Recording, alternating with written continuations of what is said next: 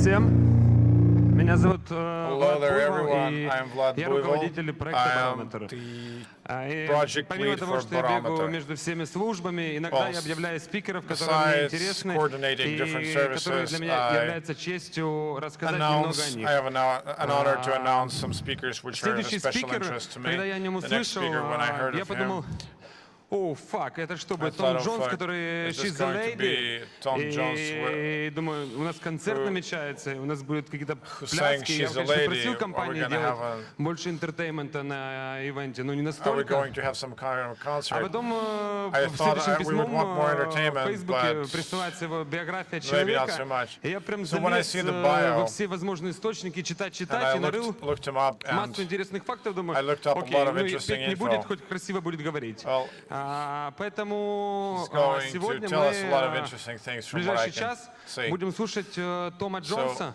the next hour человека, we're который в going to индустрии hear Tom алкогольной и Jones, барной больше who 30 лет. spent Мало over того, 30 я years как in человек, the spirits industry. работающий очень некоторое время в международных компаниях, знаю, как это сложно, но с другой стороны интересно. Том Джонс с 2003 года работает плотно в связке со всей международной компанией, командой Diageo глобальной.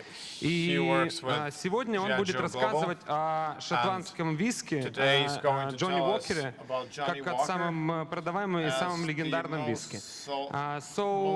Я не буду больше еще там дополнять какими-то эпитетами его выступления, просто скажу, что я очень рад, что Том Джонс у нас, и приветствуем его аплодисментами.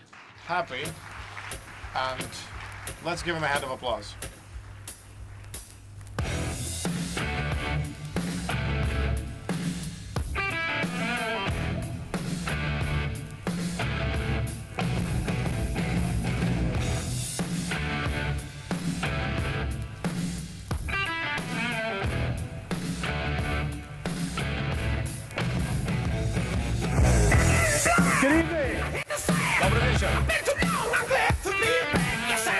I wanted to play that track because it's my favorite song, right? That's the main reason. And also because it reminds me every time of Johnny Walker Black Label. Yes. So, there seem to be quite a few people here. So I guess you thought you were getting a singer. Вы, наверное, думали, что вы на концерт певца Joe, I'm not пришли. going to sing. It's really, really bad, let me tell you that. I'm here to talk to you about Johnny Walker, the world's biggest Scotch whiskey. And very kindly, they've put 1, 2, 3, 4, 5, 6, 7, 8 bottles in front of me, and I think I'm meant to drink all of them before I finish. No. But what I want to tell you about is the secret of our success, why it's number one, and what does it take to be the number one Scotch whiskey in the world.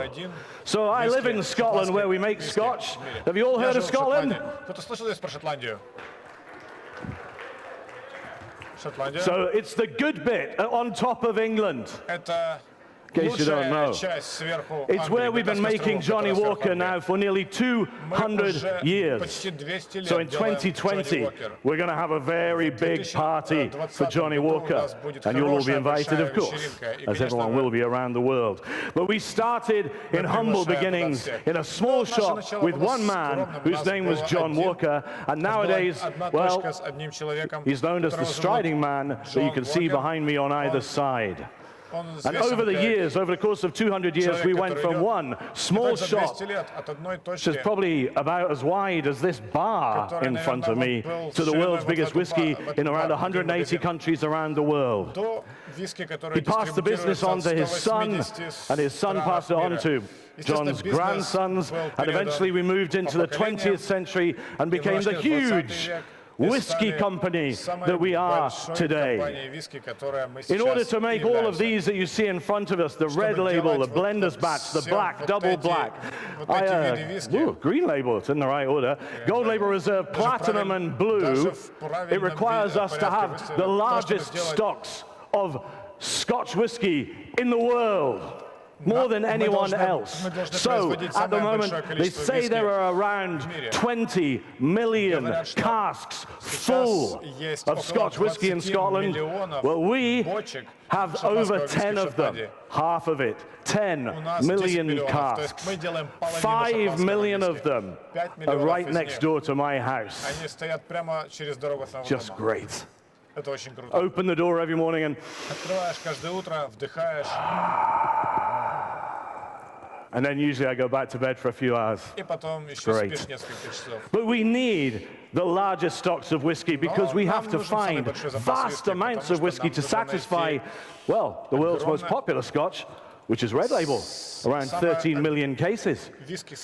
But we also need some of the most rare and outstanding examples of Scotch whisky to make our Blue Label, the pinnacle of the art of blending, and a blend of our rarest whiskies.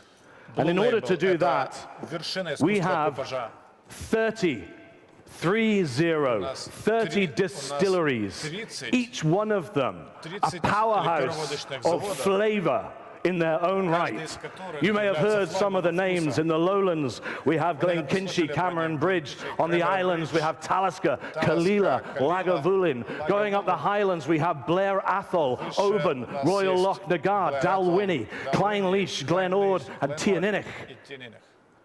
In Speyside, which some people say is the heart, the beating heart of Scotch whisky, we have 17 distilleries, all of whom making individual whiskies in their own right, from Cardew, the first distillery we bought in 1893, right the way through to Linkwood and Roseisle, our most modern distillery in Speyside. And all of these provide individual flavors that we can blend together to make the whiskies you see in front of you, the world's most popular Johnnie Walker.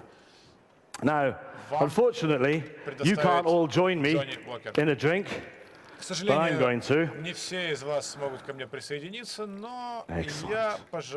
There will be opportunities later for questions and a drink, so at the end, you can all join me at the Johnnie Walker bar, and we'll all enjoy one together. But for now, I want to raise a glass for Johnnie Walker, for Scotland, and for everyone here at Barometer in Kiev, because it's been great so far, and it's going to be great for the next day as well.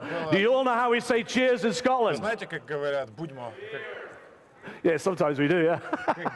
But what we tend to do is we tend to stand, because you know how we all wear kilts? Well, sometimes. You have to stand with your legs slightly apart, looking ready, channeling all of the anger and aggression that you'll find in the movie Braveheart. Hold your glass up, look your friends in the eye and shout, Slanjavad! So if I do that on 3, oh wow, okay, I clap for that. Yes. Thank you very much. Oh, I've practiced that for so long. No, it's not true. So can we all join me on 1, 2, and 3, and we'll go for it. Everyone happy to do? Yes. Okay. 1, 2, 3. Slanjavad! I didn't hear many of you.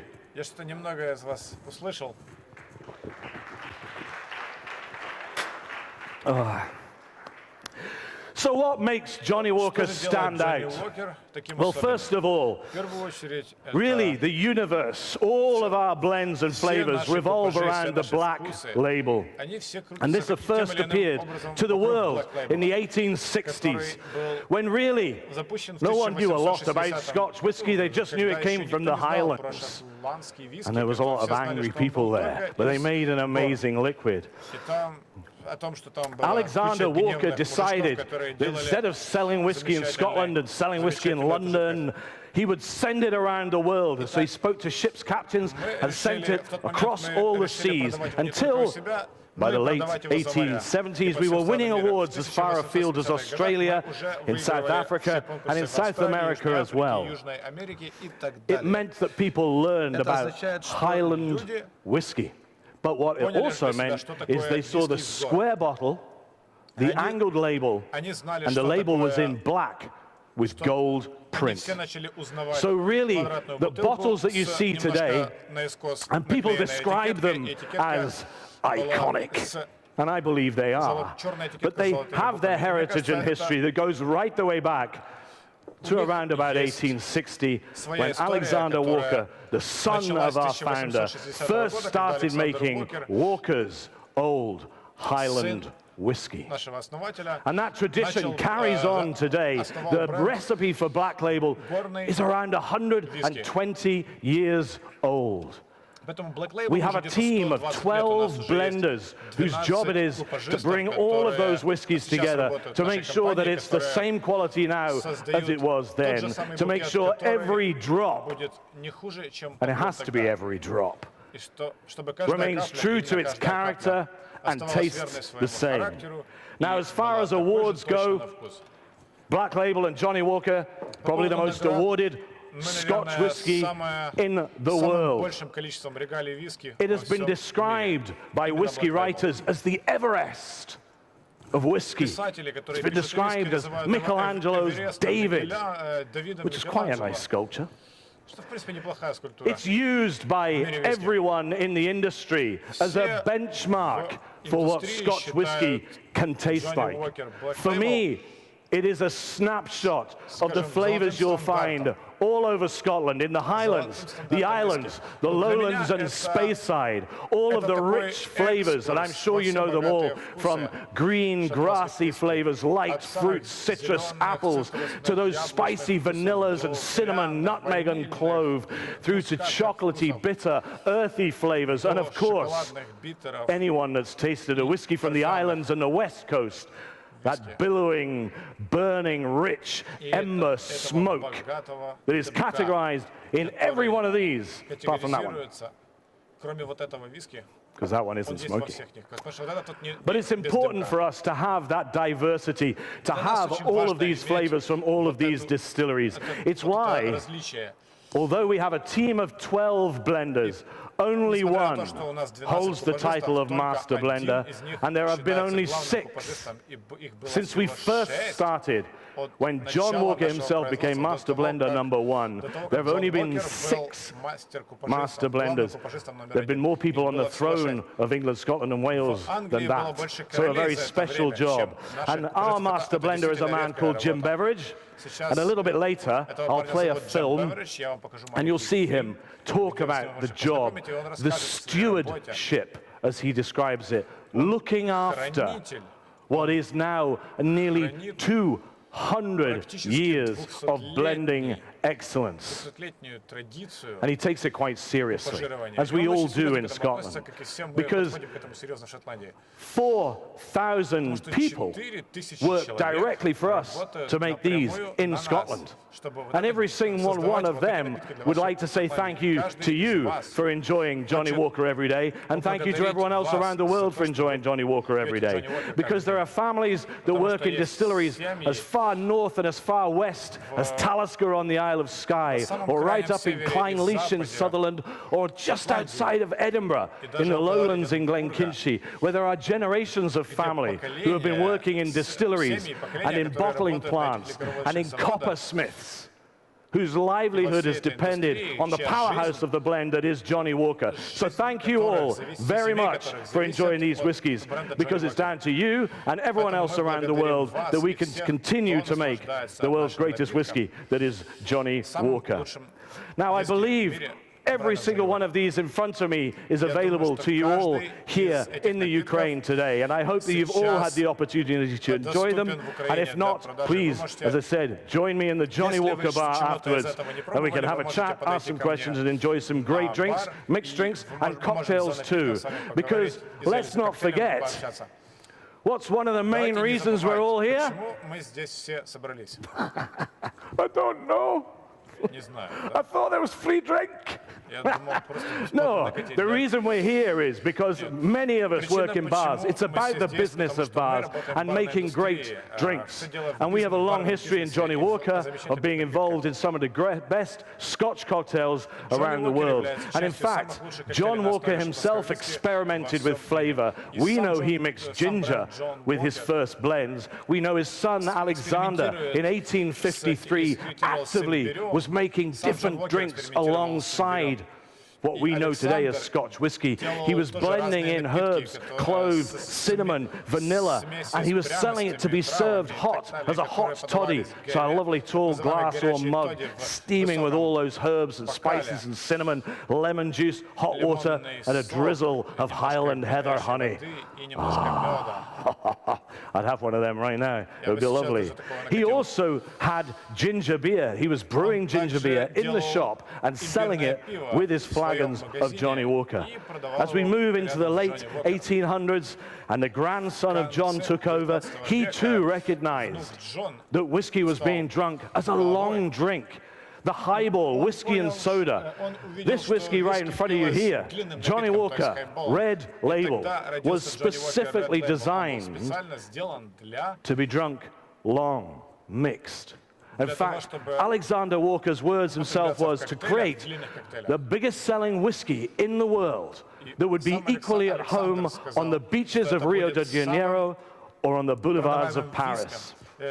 All the advertising in the early days of Red Label, all the pictures were long, sparkling drinks with ice and a garnish. And nowadays people raise an eyebrow when you put a drop of water in your Scotch. It's a bit crazy, right? It is.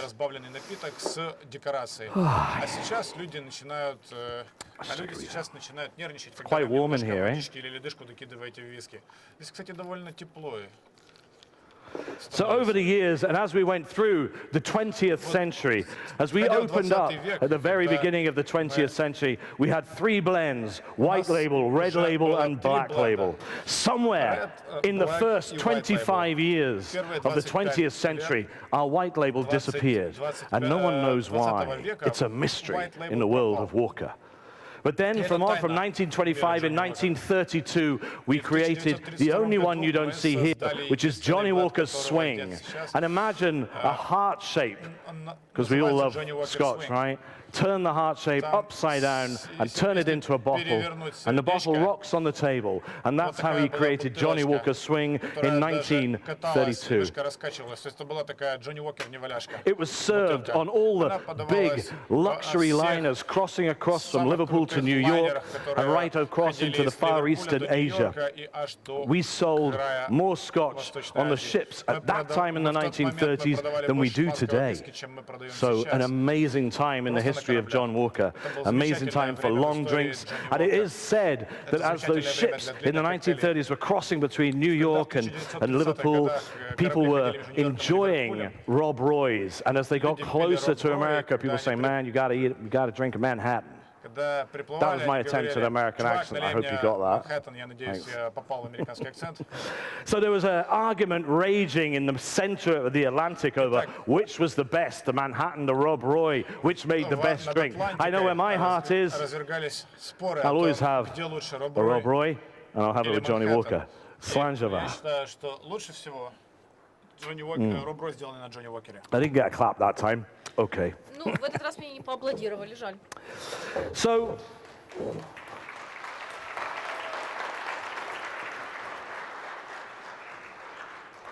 there's maybe a delay with the translation, or I'm just not funny, I can't decide which one it is.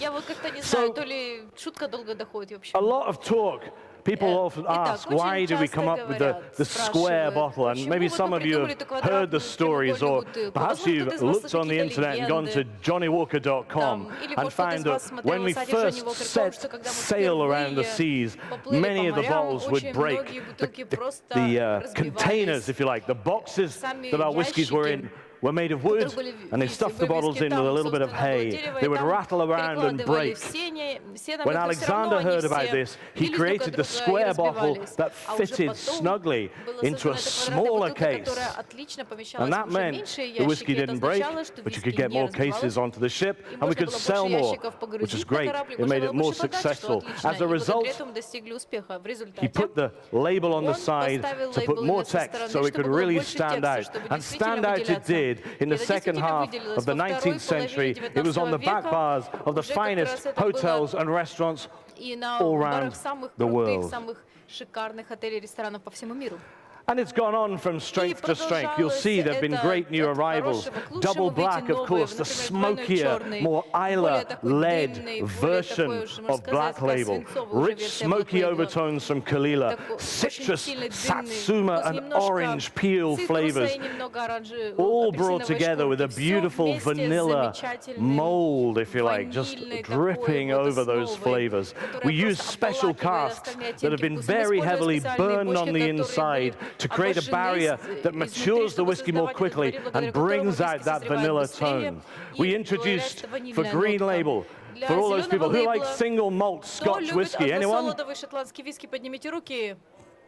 There's quite a few hands there. So we brought out the Green Label, a blend of up to 15 different single malt whiskies. 4 key ones from Linkwood, Cragganmore, Talisker, and Kalila, bringing elements of smoke, spice, green fruit, complexity, and almost balmy sandalwood tones. This is a whiskey that, for me, tastes different every time you taste it. We created the Gold Label Reserve based on the harmony of 2 whiskies in particular, right up high in the Highlands. Clynelish Distillery, surrounded by the Kildonan Hills, where once they said there was gold. And everyone rushed to the distillery thinking, oh, we'll dig for gold. And they were met by the distillery workers who said, well, we've had liquid gold for years, but there'll be none in the hills. Blend that rich Clynelish with a Speyside whiskey like Cardew, and it's said to be some of the finest whiskey that would come out of Scotland. Alexander Walker was inspired by this, created a blend that was recreated now as Gold Label Reserve by our master blender, Jim Beveridge. A phenomenal whiskey, and one that, if you will, is fantastic if you put it in the freezer, freeze it down for 24 hours, serve it so it runs like thick, runny honey into a frozen glass with a nice piece of chocolate. Eat the 2 together, and then, well, I don't mind what happens after that. It just tastes great. Our Platinum, our 18-year-old blend, beautiful, subtle smoke, shades of citrus and harmonious nuts collide to create an 18-year-old whiskey that really has little or no competition. And up there at the top, of course, I mentioned before, the Blue Label, the blend of our rarest whiskies.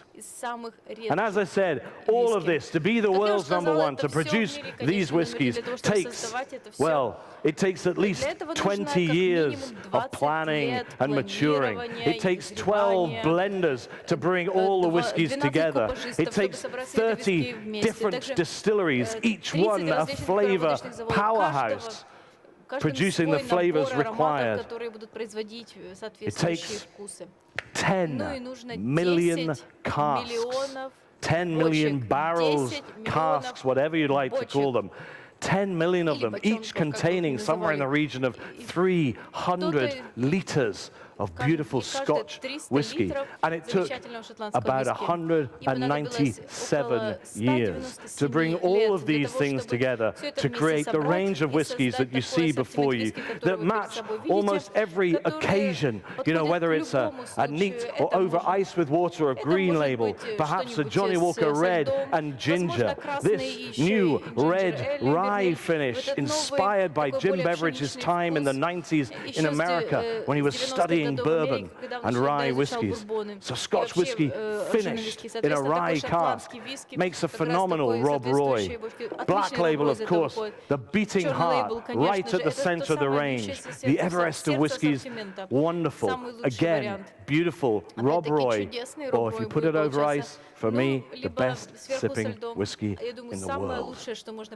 If you want something a little smokier, Double Black. For a really refined choice, you could go no further than the 18-year-old. And perhaps for those very, very special moments, a drop of Blue Label. So, ladies and gentlemen, that's great. I'm going to leave you now with some of the people that come together to make Johnnie Walker, all the way from Scotland, our archivist, our historian, Christine McCafferty, our master blender, Mr. Jim Beveridge, and some of the members of his blending team that when they come together, they are the ones that truly make the world's #1, that is Johnny Walker. Gentlemen in the box, play the video, please. It worked. Our brand story starts with John Walker. He was born in 1805 and he grew up on a farm in Ayrshire on the west side of Scotland. His father died in 1819 and the decision was taken to sell the farm, and the money that they raised they used to buy the grocery shop. It was called a grocer's shop, but actually it was more like a specialist delicatessen almost. And there they were making up teas, I imagine coffees as well, but we have the records of the shop. John died in 1857. His son, Alexander, took over the business and he really transformed it from this small grocery shop into a kind of really commercial venture. The Walker family, they were entrepreneurs, they were streetwise, they were savvy, they were clever people. Alexander asked the ship's captains to take his whiskey back with them and sell it for him, and that's how the export trade was started. That's where we get the lovely square bottle. It's fitting Johnny Walker is in a square bottle. It's solid, it's resilient, it's even stronger when it's with the other 11 bottles in the case.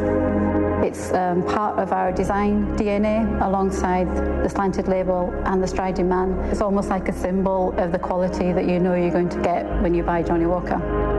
The origins of the Striding Man come from inviting Tom Brown, who was a cartoonist for Punch magazine, to lunch in 1908, and he drew the figure on the back of a menu card, and a global icon was created. These are actually Alexander Walker's blending notes. These date from 1913 to 1918, and it shows him kind of experimenting and making the brands which were white label, red label and black label at that time. You just have to take a step back and imagine what the blenders of the past were thinking when they came up with the liquid and the spirit that went in the bottles. And I know that Jim Beveridge has once referred to the fact when he was looking through these notes, he felt like Alexander Walker was looking over his shoulder. In 1887, in response to a letter from a guy called Mr. Cullen, who was his agent in Australia, Alexander wrote, "We are determined to make our whiskey, so far as quality is concerned, of such a standard that nothing in the market shall come before it."